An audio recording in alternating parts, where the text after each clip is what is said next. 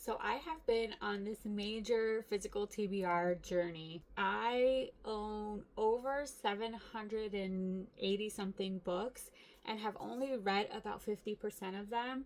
So I have been on this kick on reading my physical TBR this year. It's actually working out pretty great. If you've seen any of my other videos, you'll see that I have enlisted my husband's help, and at least once per month I am going to ask him to choose a book for me off of my physical TBR, and I have to read it no matter what.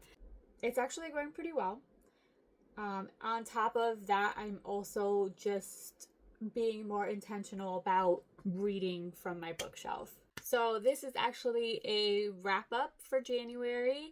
I read 7 books total, which is amazing for me because the end of 2024 was kind of wild for me and I didn't read as much as I wanted to. So 7 books is great. And out of the 7 books, 4 of them were from my physical TBR. So I'm super proud of that. I'm super happy. Yeah, so let's get to it.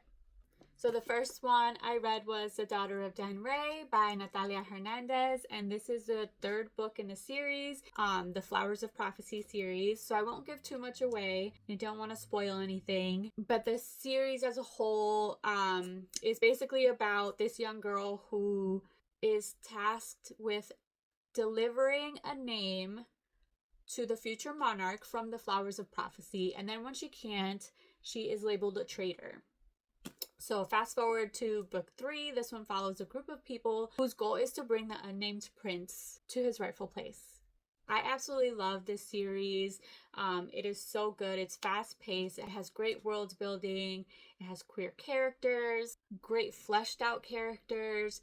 There are these 2 characters that I am super in love with, and they just have my complete heart and soul, and their storyline just like broke me to pieces. It's such a good read. Definitely go pick it up. The next book I read is Swallowed by Meg Smitherman, and this is a novella, so I received the e-arc for this one. And it is a sci-fi horror romance, and it is exactly what the genre says: a sci-fi, a horror, and a romance. Perfection. So Earth is no longer viable and it's not fixable. So a botanist and her team are determined to find a new home for humanity. So they return to a planet where there was a failed mission, but they're determined to prove that this is the right place for them. That is until people start disappearing. It is such a great, like, suspenseful read. You've got this alien planet.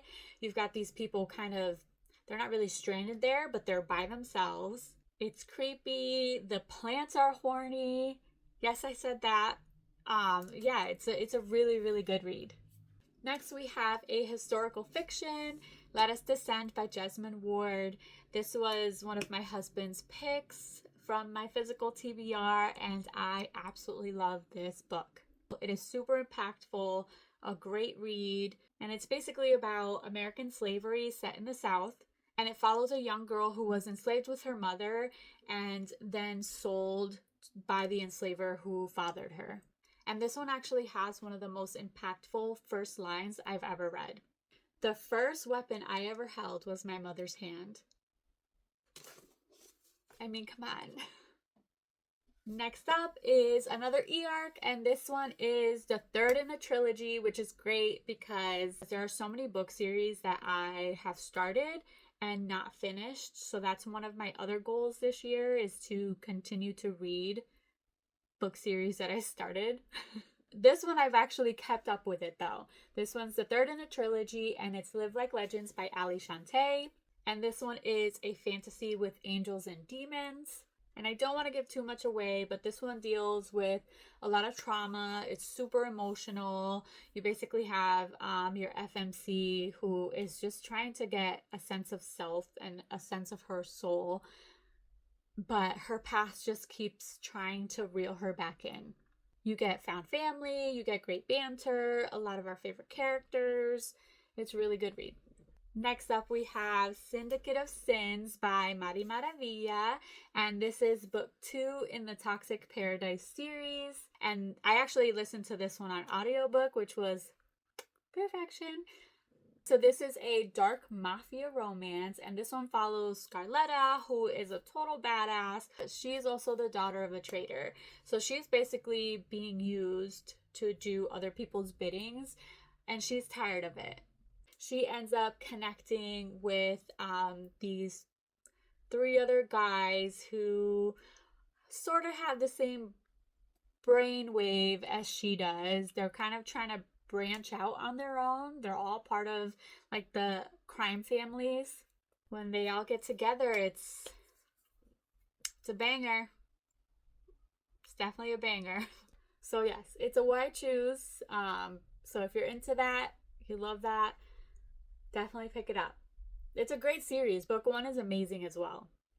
Next up, we have The Hate U Give by Angie Thomas, and this one is a fiction about a girl who witnesses the death of her unarmed friend.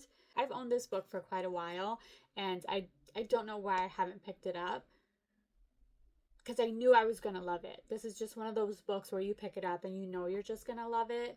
After she witnesses the death of her friend, the story ends up making headlines, and Star, the main character, must decide whether or not to speak up because she has to think about her friends and her family. I devoured this book so fast. It was beautifully written. It was heartbreaking. I was basically holding my breath through this entire story. This kind of story is relevant today, yesterday, and tomorrow. It is so detailed and raw and honest. I couldn't recommend this more. I did watch the movie after I read it. I did enjoy it. There were a couple things missing from the movie that is in the books, but I mean, I understand how that kind of works. They have to appeal to the masses or whatever. But yeah, the book is way better. Definitely pick it up. And last but not least, I have Destroy the Day by Bridget Kemmerer, and this is the final book in the trilogy. Yay for me. Another book from a series that I finished, and another physical book from my TBR. And it's a fantasy about these 2 outlaws who are basically trying to cure the less fortunate people from their community. This one focuses on the journey back to the main character's kingdom. You get heartbreak, twists, action, multiple point of views. Although I like multiple point of views in a book, I felt like in this one, it just didn't come together for me. I felt like the different people in this story were literally going through a different story. It just didn't connect all that much to me. I'm glad I read it. It wasn't a terrible book. It kind of fell a little flat for me. Book 1 was amazing. Book 2, I liked it a little less, but it was more like a journey book for me, which I typically don't mind. But this one, maybe it should have been shorter. Although there is one storyline that I absolutely loved. So yeah, because of that is probably why I liked the book the way I did, I guess, if that makes sense. I don't know. So yeah, that's it. My 7 books for January. So I had 4 physical books, 1 audiobook, and 2 ebooks. Thanks for joining. Bye.